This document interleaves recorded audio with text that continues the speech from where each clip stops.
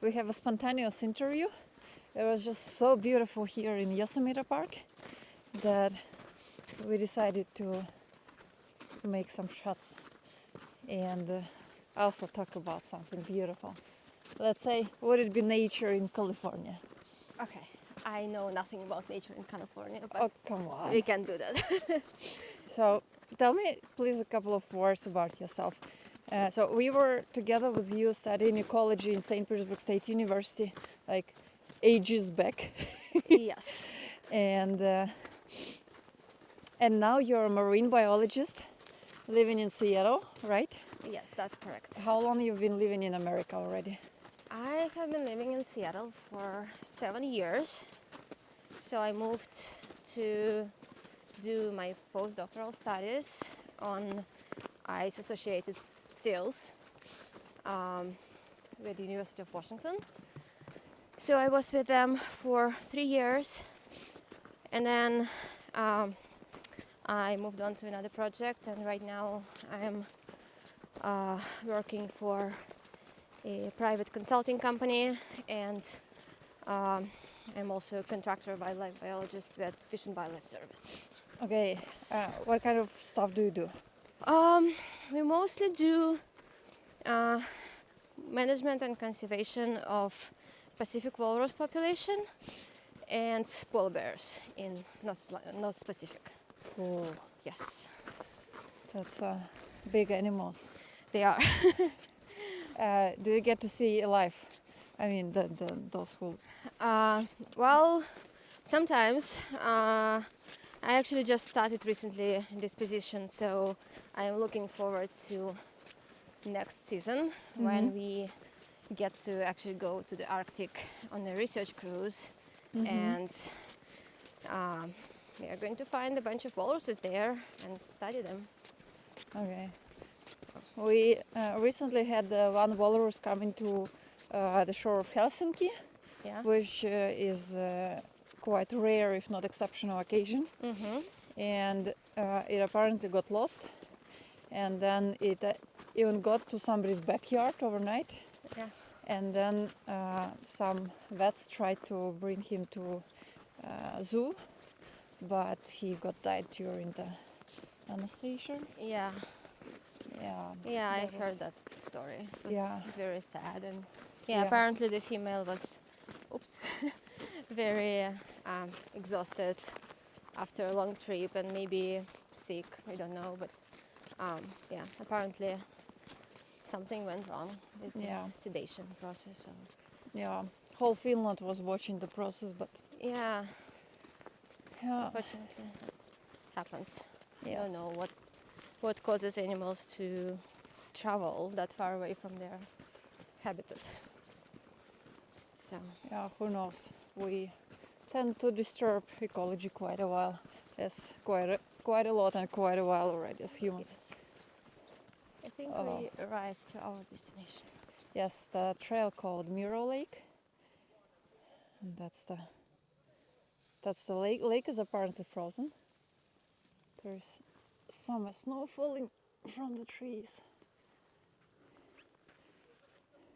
Yeah, the lake is frozen, but rivers here are running, and it's Yeah. a beautiful combination of water, of unbelievable mountains. Yes, the mountains are gorgeous. The cliffs, the Huge. stones, yes. Make you feel so little. Yes, it was my recent hobby in climbing. I immediately want to climb all of them. Of course, I wouldn't be able to, but yes, it's unbelievably inspiring. Yeah, and then snow around. Look at this. Wow. And then that all also combined with what was hugeness of everything. The stones are huge, the trees are huge, sequoias are. And it's actually Here and very there. warm. Like, And it's you're not warm. freezing. And Yes, it's It's like- sunny. springtime, even Yes. if it's December. Yes, Finland probably has just a few sunny days in winter. Here it's relatively normal. Yeah, we heard from the driver on the shuttle that they had foggy and cloudy days just last week, and they're expecting the same weather next week. So we are lucky, I guess. Yeah. Yeah. Let's think about some differences of nature in the California and European part of Russia, or like Eastern Europe nature. Yeah, I think, well, the amazing thing about California is how quickly you can get from one zone to another one. Like you are on the coast of the ocean, and it's hot and it's breezy, and then you just take a 2-hour drive and you are up in the mountains where you have the snow and it's pretty much winter around you. True. And then on the way you are crossing all the zones from forests to plains, dry terrains, pretty much desert in some places.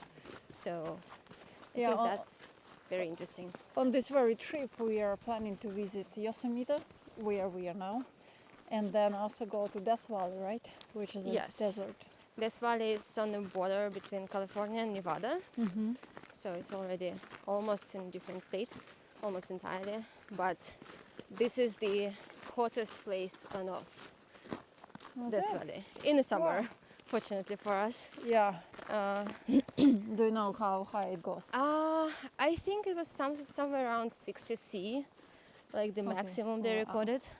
So it was it's a pretty Finnish sound, a good Finnish sound. Yes. Okay. But yeah, try. 1, 2. So yeah, it's not that hot in the winter. It's probably like 10 degrees during the day, and it's pretty cold during the night, which is great.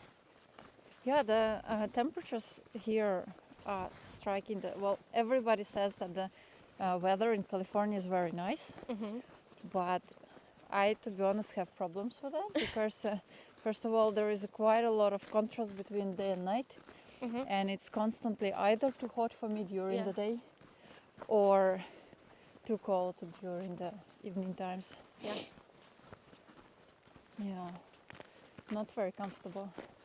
You need always to have some layers with you to make yourself protected from but whatever. then if it's the same day after day, you don't have to worry about having an umbrella with you in the morning or not knowing how the temperature might change during the day. So it's like stable. It's much more stable stable variation throughout the year, pretty much. Many people like that. Many people love living in San Diego area or Los Angeles and enjoy having like in San Diego it was very hot. Even in October I visited there. Yes.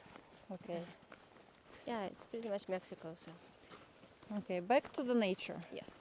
For me the striking difference was that I've very joyfully have noticed any presence of mosquitoes. Yes, that's a good thing about Pacific Northwest. We don't really get any here. Maybe in some swampy areas, but none in the cities, and very few outdoors in general.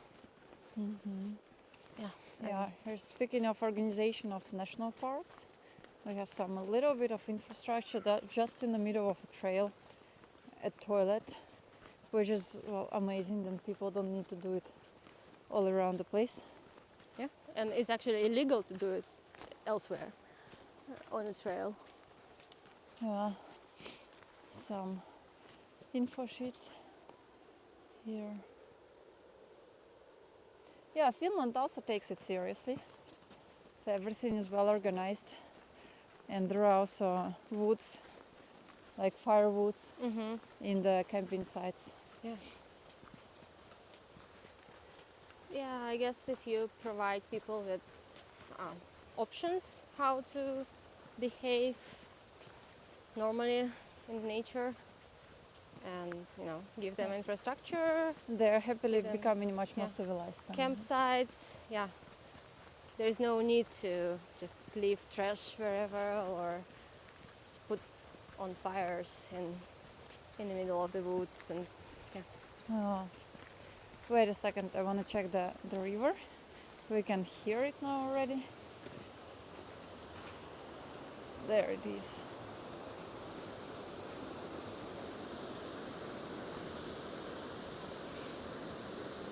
Speaking of the combination of the snow, mountains, moving water, sunny weather.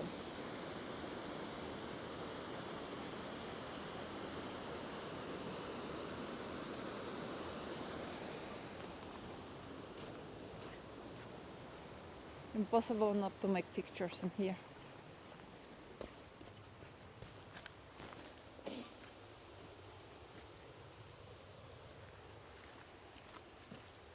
you just want to take a picture of everything. Yes, yes. All the time, Cannot, because it's can't so- help, yes. Yes.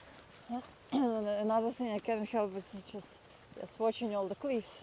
Mm-hmm. Immediately thinking, oh my god, it would be so amazing to climb. Yeah, and you know what? The interesting thing here in Yosemite, and generally in America, America's nature is that generally watched quite lots of documentaries about nature, about related topics where you could be exposed a lot to the nature. Yeah. And there were quite some movies picturing Yosemite, and I never got that feeling of what is it? How do you even explain it? It's such a breathtaking. It's literally breathtaking. You need to force yourself to start breathing back because it's so overwhelming to see such beauty. Yeah. Such And I'm sure if magnificence. we went somewhere further from the main trails, we would find some wildlife. We saw deers this morning Yeah. just by our cabin. And then the park service says that the bears are still active in the area. Yeah, So we might be able to see some bears. that's. I wouldn't those- say I look forward to that. No, but I mean, if you follow the rules and if you don't carry some smelly foods Yeah. on you, and if you stay away, you don't try to take a picture of a bear and don't come too close. Like, you have to stay at least, like 30, 40 meters away from the bear, and then you are encouraged to talk to a bear loudly and firmly, saying, "Hey bear, I'm human. I want to go, that way. Let's just go mind our own business and stuff." So Did you ever? no, but as a part of my job, I had to take the bear-human conflict prevention courses. So they teach you how to act whenever you encounter a polar bear or black bear or There is brown also bear. grizzly bear and Yes. black bear and brown bear, right? Yes. Yeah. So they're all a little bit different in their behavior, and some are more aggressive, some just, chill. And it also depends on whether you encounter like a female with a cub, and she's very Yeah. protective, so you Yeah. want to stay away from them. Yeah, definitely. There might be some young bears, young male bears that are just curious to see what you are, and then they can try to approach you and, make a contact, which you don't want to do. They just want to play, right? But they'll just check you out. So it's Yeah. not like they're trying to eat you or anything. And then, so you want to kind of appear bigger for them. So you want to take the high ground, maybe like stand on a rock or just kind of put your hands up, try waving a little bit so that they think that you're big and scary. And just talk to them, try to retrace your step, kind of go back, but not running, no running, of course. And so, different things that you kind of have to keep in mind whenever you're in these areas, and because you might run into a bear at some point. That's, yeah. it's slightly concerning, but I guess with those instructions, not that bad. Yeah, but wildlife is also quite, I would say, available, if I call it that way. I'm living in Redwood City now, renting a room in there, and in the Bay Area. And there are some hikes around, quite close.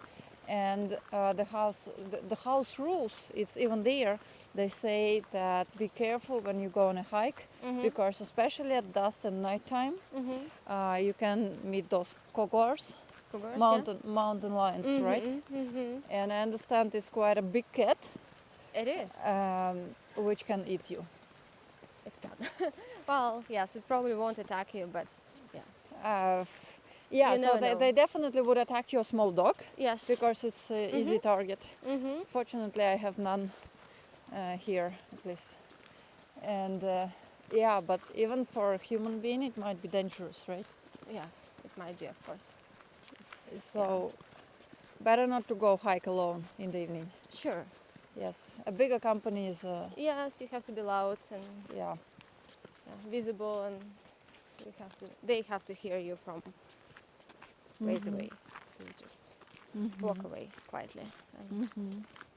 But yeah, wildlife is pretty, as you said, available, and even in the cities. We live in Seattle, and we get a lot of animals just around our houses. There are squirrels, there are raccoons, rabbits, all sorts of small animals that just live with people now, and they're interested, of course, in human trash. True. Picking up some things that people leave outside. Sometimes they just forage on the trees and in the gardens where people live. So nobody seems to mind. And we have seen coyotes once just across the street from our house. There was a family, there was a female with maybe like 6 cubs in somebody's backyard, just living there. Yeah. When they become violent, when they start like attacking cats and causing problems to people, they can call like animal service, and they will come and pick it up and usually relocate it somewhere. But it doesn't happen that often. Yeah. Oh, okay. So we mentioned 3 distinct things about features of American nature. It's you can get to very different places relatively fast. Yes, well, that's in California mostly. In California because mostly. Basically you're living on the slope of a mountain. Yeah. And then that's why the zones change so quickly. Yeah, absolutely. And then also on the shore of the ocean. Yeah. Yes. Yep. Then no mosquitoes. Yes, that's a big bonus. And wildlife. Yep. Beautiful. Lots of wildlife. Yeah. And you can notice that people really make sure that wildlife feels itself comfortable living around people. You would see the green corridors, the places where animals can cross the big roads and highways, sometimes under the road, sometimes above the road. You would see like small bridges.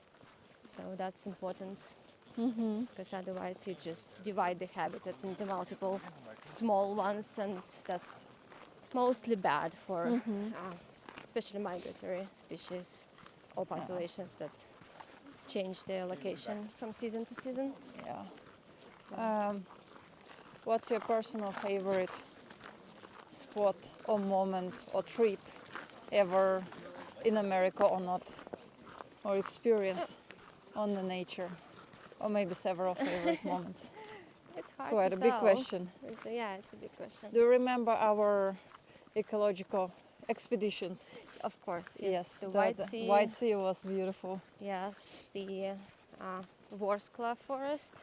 Yeah. That's on the border with Belarus. With a huge amount of big oaks. Yes. Yeah, that was great. Well, in the States, I think the the most impression, kind of the biggest impression I got from traveling to Louisiana and New Orleans area is just because it's so different. I've never seen anything like this before. How come? Well, what was that? So Louisiana is a very swampy place. They have this submerged marshes. So essentially you would have like a forest of trees, but there's like 2 meters of water. So they're standing in the water. Oh, And wow. they have their roots actually stick out of the water. So it's pretty funny that you've got like a grove entirely, but it's all submerged in water. And that kind of landscape, it just goes and goes and goes on for like miles and miles and miles. And they have alligators living there. So basically you're driving on the road and you have like a swamp here and a swamp there, and you can count alligators just, you know, waving at you pretty much. So that was just very, a typical landscape. It's like, you know, being on another planet. Yeah. And then the city of New Orleans is amazing because they are very multicultural and they have a lot of French culture and Spanish culture in the city. So lots of music, lots of great food, like French cuisine, European food, a lot of it, plus a mixture of this Caribbean cuisine. Like they eat alligators. You can get the alligator sausage, for instance, for breakfast, which is pretty cool. I'm not sure if I want to try that. It's pretty good. Okay. And lots of music, and in the city you kind of feel like you're in the... So you have tried the alligator sausage? Yes, and it's good. Oh. It tastes like chicken, more or less, but some... Have you tried frogs? No. So it's like a chicken, but a little bit with a like swampy aftertaste. Like you taste Swampy like aftertaste. algae or something. Okay. I don't know. And it's pretty dry, so they mix it with pork a lot of times. Well, you can have like just alligator meat, like fried meat. Or you can have it in the pork, which would be a mix of ground pork and alligator in the sausage. So. We have changed the scenery a bit from Yosemite to Big Tree National Park, the park with huge sequoias, passing by some of them at the moment. Beautiful place, another time reminding us about the magnificence of nature in California. And it's also less sunny today. Today is less sunny. Cloudy. A little bit of sun from time to time from that direction. But still warm. But still warm, although there is snow around. Wow, I like how this tree is split in two halves. Yes. It's very unusual. Yep, we are approaching a huge tree line here on the road, on the trail. Look at the ice on the tree. It's frozen. Yeah. Doesn't fit the camera. No. Doesn't fit the camera well. Okay, Ira, thank you so much. It was a pleasure to have this kind of conversation in such a beautiful places. Yes. And it's a nice opportunity to meet you and to chat with you because you're living in America. It doesn't happen that often. Quite far away to fly. Yeah. But yes, I enjoyed that part. Me too. It's a great day and a great scenery. Yes. To talk to you. Yes.